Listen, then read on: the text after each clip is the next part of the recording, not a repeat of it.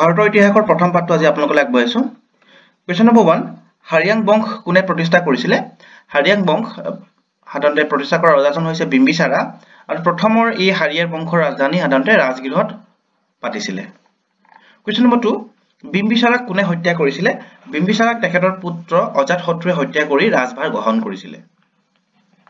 Question number 3, কোনে ৰাজগৃহৰ পৰা পাটলিপুত্ৰলৈ ৰাজধানী সলনি কৰিছিলে? এই হাৰিয়াক বংশৰ ৰাজধানী ৰাজগৃহৰ পৰা পাটলিপুত্ৰলৈ সলনি কৰা ৰজাজন হৈছে উদয়ন। কুৱেশ্যন নম্বৰ 4, হাৰিয়াং বংশৰ শেষৰ ৰজাজন কোন আছিলে? হাৰিয়াং বংশৰ শেষৰ ৰজাজন আছিলে নাগাদশক। আৰু ইয়াৰ পাছতেই হাৰিয়াং বংশৰ শেষৰ পাছতেই সাধাৰণতে নাগ অৰ্থাৎ শিশুনাগ বংশ আহিছিলে। শিশুনাগ বংশৰ প্ৰতিষ্ঠাতা আছিলে শিশুনাগ আৰু তেখেতে নগাদাসক হত্যা কৰি শিশুনাগ বংশৰ প্ৰতিষ্ঠা কৰিছিলে। কুৱেশ্যন নম্বৰ 6, কোনে নন্দ বংশ প্ৰতিষ্ঠা কৰিছিলে? নন্দ বংশ প্ৰতিষ্ঠা কৰা ৰজাজন হৈছে মহাপদ্মনন্দ। কুৱেশ্যন নম্বৰ 7, ক'ত প্ৰথম বৌদ্ধ পৰিষদ অনুষ্ঠিত হৈছিল? প্ৰথম বৌদ্ধ পৰিষদ ৰাজগৃহত অনুষ্ঠিত হৈছিলে আৰু সেই সময়ৰ পৃষ্ঠপোষকতা কৰা ৰজাজন হৈছে অজাতশত্ৰু।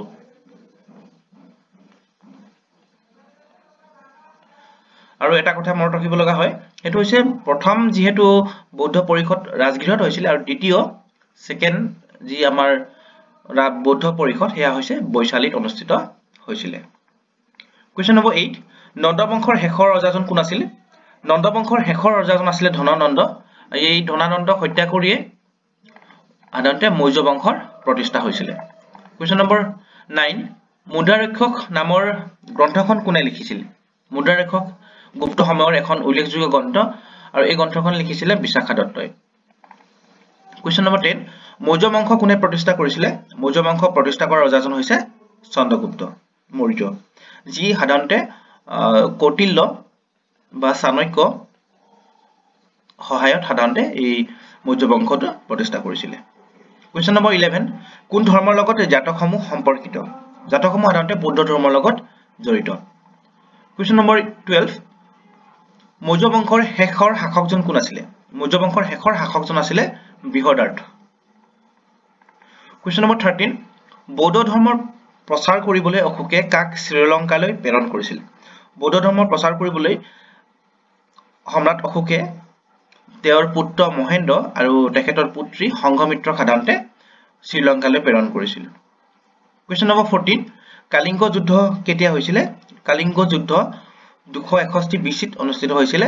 এয়া সম্ৰাট অশোকৰ দ্বাৰা যুদ্ধ কৰা এইখন এখন উল্লেখযোগ্য যুদ্ধ। কুৱেশ্যন নম্বৰ 15, দ্বিতীয় অশোক বুলি কাক জনা যায়? কনিষ্কক দ্বিতীয় অশোক বুলি জনা যায়। কুৱেশ্যন নম্বৰ 16, শকাব্দ বা চকাইৰা কোনে আৰম্ভ কৰিছিল? শকাব্দ সাধাৰণতে কনিষ্কই আৰম্ভ কৰিছিল আৰু প্ৰথম হৈছে 78 AD, মানে প্ৰথম ষ্টাৰ্ট হোৱা চনটো। কুৱেশ্যন নম্বৰ 17, শুংগ বংশ কোনে প্ৰতিষ্ঠা কৰিছিল? শুংগ বংশ সাধাৰণতে পুষ্যমিত্ৰ শুংগই 185 BC-ত প্ৰতিষ্ঠা কৰিছিল। কুৱেশ্যন নম্বৰ 18, মহাব্যাস কোনে লিখিছিল? মহাব্যাস এখন সংস্কৃত ব্যাকৰণ হয় আৰু এই সংস্কৃত ব্যাকৰণখন পতঞ্জলীয়ে লিখিছিল। আৰু সেইটো প্ৰাচীন সময়ৰ দুখন সংস্কৃত ব্যাকৰণৰ কথা মনত থব পাৰি। এখন হৈছে মহাব্যাস আৰু দ্বিতীয়খন হৈছে অষ্টাধ্যায়ী। কুৱেশ্যন নম্বৰ 19ত আছে। অষ্টাধ্যায়ী কোনে লিখিছিল? অষ্টাধ্যায়ী এখন সংস্কৃত গ্ৰামাৰ বা ব্যাকৰণ, এইখন লিখিছিলে পাণিনিয়ে। কুৱেশ্যন নম্বৰ 20, চতুৰ্থ বৌদ্ধ পৰিষদ ক'ত অনুষ্ঠিত হৈছিল? চতুৰ্থ বৌদ্ধ পৰিষদ সাধাৰণতে কাশ্মীৰত অনুষ্ঠিত হৈছিলে আৰু সেই সময়ৰ পৃষ্ঠপোষকতা কৰা ৰজাজন হৈছে কনিষ্ক। কুৱেশ্যন নম্বৰ 21, কোন সময়ৰ শাসকৰ সময়ছোৱাক সাধাৰণতে সোণালী যুগ বুলি কোৱা হয়? গোল্ডেন এজ বুলি কোৱা হয়। এই গুপ্ত সময়ৰ শাসন কালকে সোণালী যুগ বুলি কোৱা হয়। কুৱেশ্যন নম্বৰ 22, কোনজন গুপ্ত সম্ৰাটে প্ৰথম মহাৰাজধিৰাজ উপাধি গ্ৰহণ কৰিছিল? প্ৰথম মহাৰাজধিৰাজ উপাধি গ্ৰহণ কৰা ৰজাজন হৈছে প্ৰথম চন্দ্ৰগুপ্ত। কুৱেশ্যন নম্বৰ 23, গুপ্ত বংশৰ প্ৰতিষ্ঠাতা কোন আছিলে? গুপ্ত বংশৰ প্ৰতিষ্ঠাপক আছিলে শ্ৰীগুপ্ত। কুৱেশ্যন নম্বৰ 24, ভাৰতৰ নেপোলিয়ন বুলি কাক কোৱা হয়? ভাৰতৰ নেপোলিয়ন বুলি সমুদ্ৰগুপ্তক কোৱা হয় আৰু এই ভাৰতৰ নেপোলিয়ন আখ্যা দিয়া ব্যক্তিজন হৈছে V.A. স্মিথ। কুৱেশ্যন নম্বৰ 25, কোন বংশৰ শাসন কালত পঞ্চতন্ত্ৰ উপকথাৰ সংকলনসমূহ লিখা হৈছিল? পঞ্চতন্ত্ৰ উপকথাৰ সংকলনসমূহ গুপ্ত যুগৰ লগত জড়িত আৰু এই পঞ্চতত্ত্ব উপকথাসমূহ সাধাৰণতে লিখিছিলে বিষ্ণু শৰ্মা নামৰ এজন লেখকে। Question number 26. এলাহাবাদ স্তম্ভৰ শিলালিপি লিখক কোন আছিল? এলাহাবাদ স্তম্ভৰ শিলালিপিৰ লেখক আছিলে হৰিখেন আৰু এই হৰিখেন সাধাৰণতে দ্বিতীয় চন্দ্ৰগুপ্তৰ এই যি শিলালিপি আছিলে তাত দ্বিতীয় চন্দ্ৰগুপ্তৰ বিজয়ৰ বৰ্ণনা কথা আছে। আৰু এটা কথা উল্লেখ কৰিব পাৰি এই হৰিখেন হৈছে সাধাৰণতে সমুদ্ৰগুপ্তৰ ৰাজকবি। Question number 27. কোন শতিকাত বিখ্যাত চীনা পৰ্যটক ফাহিয়ান ভাৰতলৈ আহিছিল? এটা প্ৰশ্ন ইয়াত হ'ব পাৰে যে ভাৰতলৈ অহা প্ৰথম চীনা পৰ্যটক কোন আছিলে? ভাৰতলৈ অহা প্ৰথম চীনা পৰ্যটক হৈছে ফাহিয়ান আৰু তেখেতে ৫ম শতিকাত ভাৰতলৈ আহিছিলে আৰু সেই সময়ত ভাৰতৰ ৰজা আছিলে দ্বিতীয় চন্দ্ৰগুপ্ত। Question number 28. গুপ্ত শাসনকালত ৰূপৰ মুদ্ৰাসমূহক কি নামেৰে জনা যায়? গুপ্ত শাসনকালত যি ৰূপৰ মুদ্ৰা প্ৰচলন হৈছিলে সেইবিলাকক সাধাৰণতে ৰূপক বুলি জনা যায় আৰু এই যি ৰূপৰ মুদ্ৰা প্ৰচলন কৰা ৰজাজন হৈছে দ্বিতীয় চন্দ্ৰগুপ্ত। Question number 29. কোনজন গুপ্ত শাসকে নালন্দা বিশ্ববিদ্যালয় প্ৰতিষ্ঠা কৰিছিলে? নালন্দা বিশ্ববিদ্যালয় প্ৰতিষ্ঠা কৰা ৰজাজন হৈছে কুমাৰ গুপ্ত প্ৰথম। Question number 30. গুপ্ত সাম্ৰাজ্যৰ ৰাজধানী ক'ত প্ৰতিষ্ঠা কৰিছিল? গুপ্ত সাম্ৰাজ্যৰ ৰাজধানী হেয়া পাটলিপুত্ৰ বৰ্তমান বিহাৰত অনুষ্ঠিত আছিলে প্ৰতিষ্ঠা কৰিছিল। Question number 31. গুপ্ত বংশৰ শেষৰ ৰজাজনৰ নাম কি বা গুপ্ত বংশৰ শেষৰ শাসকজনৰ নাম কি? গুপ্ত বংশৰ শেষৰ শাসকজন হৈছে বিষ্ণুগুপ্ত। Question number 32. ভাগৱত গীতাখন কোনে প্ৰথমে ইংৰাজী ভাষালৈ অনুবাদ কৰিছিল? ভাগৱত গীতাখন ইংৰাজী ভাষালৈ অনুবাদ কৰা লেখকজন হৈছে চাৰ্লছ উইকিন্স। Question number 33. গুপ্ত শাসনকালত ভাষা কি আছিল? অৰ্থাৎ গুপ্ত শাসনকালৰ যি অফিচিয়েল লেংগুৱেজ কি আছিল বা চৰকাৰী বা কাৰ্যালয়ত ব্যৱহাৰ কৰা ভাষা আছিলে? উত্তৰ হ'ব প্ৰাকৃত। Question number 34. হৰ্ষ চৰিত্ৰ কোনে লিখিছিল? হৰ্ষ চৰিত্ৰ লিখা বিশিষ্ট লেখকজন হৈছে বাণভট্ট আৰু এই বাণভট্ট আছিলে হৰ্ষৰ সাধাৰণতে ৰাজকবি। Question number 35. পাল বংশৰ প্ৰতিষ্ঠাপক কোন আছিলে? পাল বংশৰ প্ৰতিষ্ঠাপক আছিলে গোপাল আৰু পাল বংশ 750 এডিত এই বংশটোৰ প্ৰতিষ্ঠা হৈছিল। Question number 36. বিক্ৰমশিলা বিশ্ববিদ্যালয় কোনে প্ৰতিষ্ঠা কৰিছিল? বিক্ৰমশিলা বিশ্ববিদ্যালয় প্ৰতিষ্ঠা কৰা বিশিষ্ট ৰজাজন হৈছে ধৰ্মপাল আৰু তেখেতে পুনৰ যি নালন্দা বিশ্ববিদ্যালয় ধ্বংস পৰিণত হৈছিলে তাকো সাধাৰণতে পুনৰ প্ৰতিষ্ঠা কৰিছিলে। Question number 37. গীতা গোবিন্দ কোনে লিখিছিল? গীতা গোবিন্দ জয়দেৱে লিখিছিলে। Question number 38. এলোৰাৰ কৈলাশ মন্দিৰ কোনে নিৰ্মাণ কৰিছিল? এলোৰাৰ কৈলাশ মন্দিৰ ৰাষ্ট্ৰকূটসকলে নিৰ্মাণ কৰিছিলে আৰু সেই সময়ৰ ৰজা আছিলে প্ৰথম কৃষ্ণ বা কৃষ্ণ প্ৰথম। Question number 39. প্ৰথম এটো তৰাইন হ'ব লাগিছিলে। তৰাইনৰ প্ৰথম যুদ্ধ কেতিয়া হৈছিলে? তৰাইনৰ প্ৰথম যুদ্ধ 1191 ত হৈছিলে আৰু প্ৰথম যুদ্ধ হৈছিলে পৃথ্বীৰাজ চৌহান আৰু মহম্মদ ঘুৰিৰ মাজত হৈছিলে। কিন্তু প্ৰথম যি তৰাইনৰ প্ৰথম যুদ্ধ তাত সাধাৰণতে পৃথ্বীৰাজ চৌহানৰ জয় হৈছিলে আৰু দ্বিতীয়বাৰ পুনৰ 1192 ত এই তৰাইনৰ দ্বিতীয় যুদ্ধ অনুষ্ঠিত হৈছিলে আৰু দ্বিতীয় যুদ্ধত কিন্তু এই মহম্মদ ঘুৰিয়ে জয় লাভ কৰিছিলে। Question number 40. কোণাৰ্ক সূৰ্য মন্দিৰ কোনে নিৰ্মাণ কৰিছিল? সান টেম্পল ওড়িশাত থকা কোণাৰ্কত থকা যি মন্দিৰ তাক নিৰ্মাণ কৰিছিলে উত্তৰ নৰসিংহা দ্বিতীয়। Question number 41. ভাৰতৰ প্ৰথম মুছলমান আক্ৰমণকাৰী কোন আছিল? ভাৰতৰ প্ৰথম মুছলমান আক্ৰমণকাৰী আছিলে মহম্মদ বিন কাছিম আৰু কেতিয়া আক্ৰমণ কৰিছিলে হেতু হৈছে 712 এডিত। Question number 42. ভাৰতৰ প্ৰথম তুৰ্ক আক্ৰমণকাৰী কোন আছিল বা তুৰ্কিছ আক্ৰমণকাৰী আছিলে মহম্মদ গজনী। Question number 43. ভাৰতৰ ডাক বংশৰ প্ৰতিষ্ঠাপক কোন আছিলে? ভাৰতবৰ্ষত যি সেলফ বুলি কয় বা ডাক বংশ প্ৰতিষ্ঠা কৰিছিলে কুতুবুদ্দিন আইবাকে আৰু ইয়াৰ চনটো হৈছে 1206 এডি। Question number 44. কোনজন শাসকে তেওঁৰ ৰাজধানী লাহোৰৰ পৰা দিল্লীলৈ হস্তান্তৰ কৰিছিল? লাহোৰৰ পৰা দিল্লীলৈ তেখেতৰ ৰাজধানী সলনি কৰা ব্যক্তিজন অৰ্থাৎ ৰজাজন হৈছে ইলতুৎমিছ আৰু হেয়ে চনটো আছিলে 1211 Question number 45 খিলজী বংশৰ প্ৰতিষ্ঠাপক কোন আছিল খিলজী বংশ জালালউদ্দিন খিলজীয়ে প্ৰতিষ্ঠা কৰিছিল আৰু খিলজী বংশ প্ৰতিষ্ঠা কৰা চনটো হৈছে 1290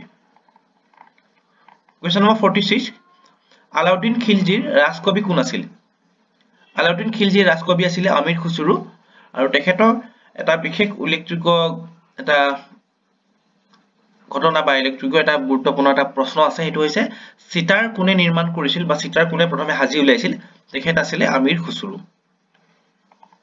Question number 47 খিলজী বংশৰ অন্তিম শাসক কোন আছিল খিলজী বংশৰ অন্তিম শাসক আছিল খুসাৰু খান Question number 48 জাজিয়া কৰ কোনে প্ৰৱৰ্তন কৰিছিল জাজিয়া কৰ প্ৰথমবাৰৰ বাবে কুতুবউদ্দিন আইবাকে প্ৰণয়ন কৰিছিল বা প্ৰৱৰ্তন কৰিছিল কিন্তু পৰৱৰ্তী সময়ত Question number 49 ত আছে জাজিয়া কৰ আকবৰে এই জাজিয়া কৰটো বন্ধ কৰিছিল তাৰ পিছতে আকৌ এটা কথা উল্লেখ কৰিব পাৰি যে জাজিয়া কৰ আকবৰে যেতিয়া বন্ধ কৰিছিল তাৰ পিছত পুনৰবাৰ ঔৰংজেবে আকৌ এই জাজিয়া কৰ পুনৰবৰ্তন কৰিছিল গতিকে প্ৰশ্নটো হ'ব পাৰে 50 জাজিয়া কৰ কোনে পুনৰ প্ৰৱৰ্তন কৰিছিল এটো হৈছে ঔৰংজেব Question number 51 লুডি হ'ব লাগিছিল লুডি বংশৰ প্ৰতিষ্ঠাপক কোন আছিল লুডি বংশৰ প্ৰতিষ্ঠাপক আছিল বাহালুল লুডি আৰু চনটো হৈছে 1451 Question number 52 কোনে ৰাজধানী দিল্লীৰ পৰা আগ্ৰালৈ হলনি কৰিছিল দিল্লীৰ পৰা আগ্ৰালৈ ৰাজধানী হলনি কৰা ৰজাজন হৈছে সিকন্দৰ লুডি আৰু যি আগ্ৰাৰ নিৰ্মাতা বুলি ক'ব পৰা যায় Question number 53 গোল গম্বুজ কোনে নিৰ্মাণ কৰিছিল গোল গম্বুজ নিৰ্মাণ কৰা ৰজাজন হৈছে মোহাম্মদ আদিল শাহ Question number 54 জম্মু কাশ্মীৰৰ প্ৰথম ৰজা কোন আছিল জম্মু কাশ্মীৰৰ প্ৰথম ৰজা আছিল গুলাব সিং আৰু জম্মু কাশ্মীৰৰ শেষ ৰজা কোন আছিল জম্মু কাশ্মীৰৰ শেষ ৰজা আছিল হৰি সিং আৰু এই জম্মু কাশ্মীৰৰ বিষয়ত আহিবলগীয়া এটা প্ৰশ্ন থাকে যে ৰাষ্ট্ৰৰংগনী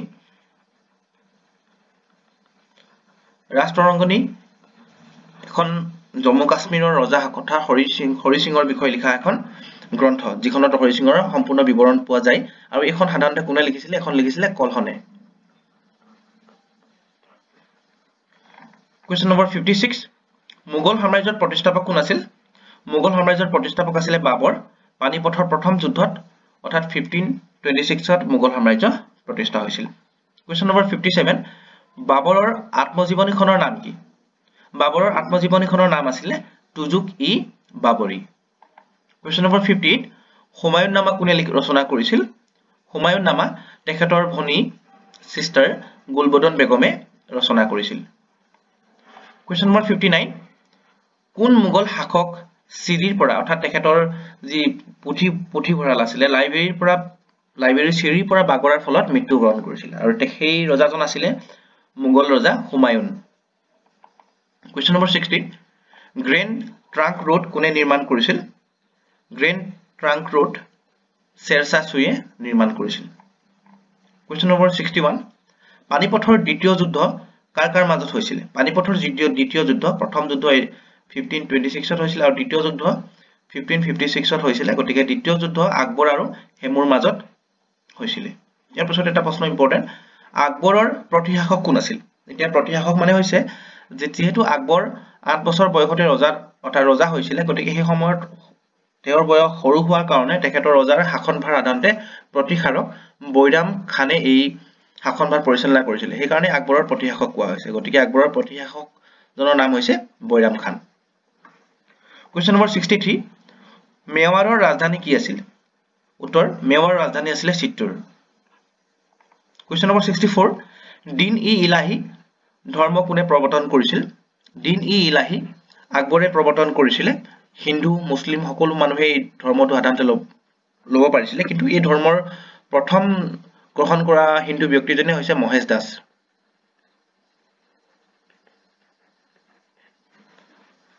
Question number 65 কোনে ৰাজধানী দিল্লীৰ পৰা ফাতেহপুৰ সিক্ৰীলৈ হলনি কৰিছিল দিল্লীৰ পৰা ফাতেহপুৰলৈ ৰাজধানী হলনি কৰা ৰজাজন হৈছে আকবৰ যেহেতু ফাতেহপুৰ সিক্ৰী আকবৰে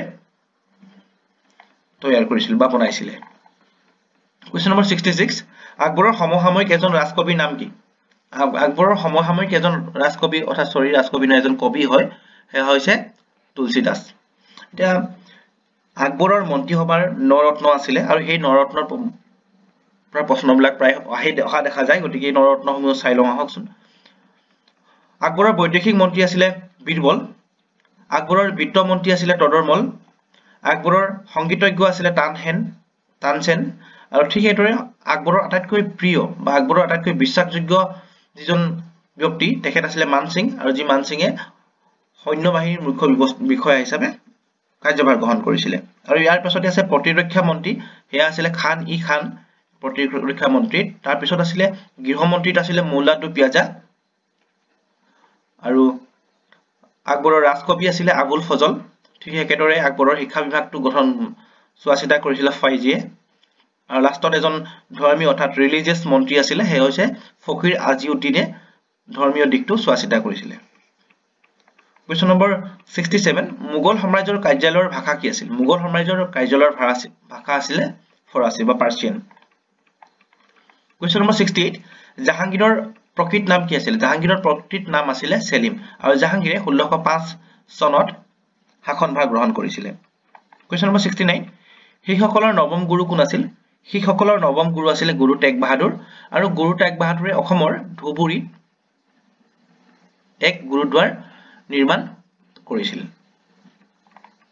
কোৱেশ্চন নম্বৰ 70 শিখসকলৰ দশম গুৰু কোন আছিল শিখসকলৰ দশম গুৰু আছিল গুৰু গোবিন্দ সিং কোৱেশ্চন নম্বৰ 71 বীৰবলৰ প্ৰকৃত নাম কি আছিল উত্তৰ বীৰবলৰ প্ৰকৃত নাম আছিল মহেশ দাস কোৱেশ্চন নম্বৰ 72 মোগল সাম্ৰাজ্যৰ শেষৰ ৰজাজন কোন আছিল মোগল সাম্ৰাজ্যৰ শেষৰজন ৰজা আছিল দ্বিতীয় বাহাদুৰ শাহ কোৱেশ্চন নম্বৰ 73 মনসবদাৰী প্ৰথা কোনে উলিয়াইছিল মনসবদাৰী প্ৰথা আকবৰে উলিয়াইছিল কোৱেশ্চন নম্বৰ 74 লালকিল্লা জামা মছজিদ আৰু তাজমহল কোনে নিৰ্মাণ কৰিছিল লালকিল্লা জামা মছজিদ আৰু তাজমহল শাহজাহানে নিৰ্মাণ কৰিছিল কোৱেশ্চন নম্বৰ 75 কোন শিখ গুৰুক ঔৰংজেবে হত্যা কৰিছিল ঔৰংজেবে হত্যা কৰা গুৰুজনৰ হৈছে গুৰু টেগ বাহাদুৰ আৰু তেখেত শিখসকলৰ নৱম গুৰু আছিল কোৱেশ্চন নম্বৰ 76 দিল্লীৰ পৰা দৌলতাবাদলৈ অৰ্থাৎ দেৱাগিৰি বুলি কোৱা হয়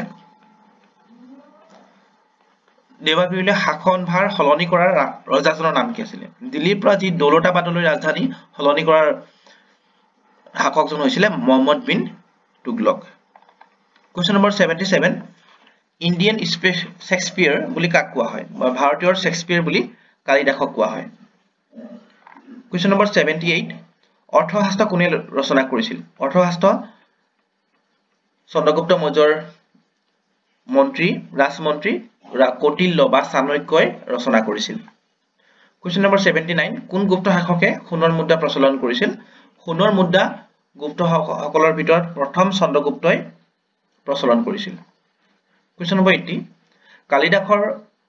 কালিদাস শূদ্ৰ কোন ৰজাৰ ৰাজকবি আছিল মই একেলগতে এটা প্ৰশ্নটো দিয়া হৈছে কালিদাস আৰু শূদ্ৰক চন্দ্ৰগুপ্ত দ্বিতীয়ৰ ৰজাৰ ৰাজকবি আছিল আৰু এটা কথা মনত ৰাখিবলৈ হৈছে চন্দ্ৰগুপ্ত দ্বিতীয় সাধাৰণতে বিক্ৰমাদিত্য বুলিও জনা গৈছিল কোৱেশ্চন নম্বৰ 81 একমাত্ৰ দিল্লীৰ একমাত্ৰ মহিলা শাসকৰ নাম কি দিল্লীৰ একমাত্ৰ মহিলা শাসকৰ নাম হৈছে সুলতান আগত দিল্লীটো থাকি গল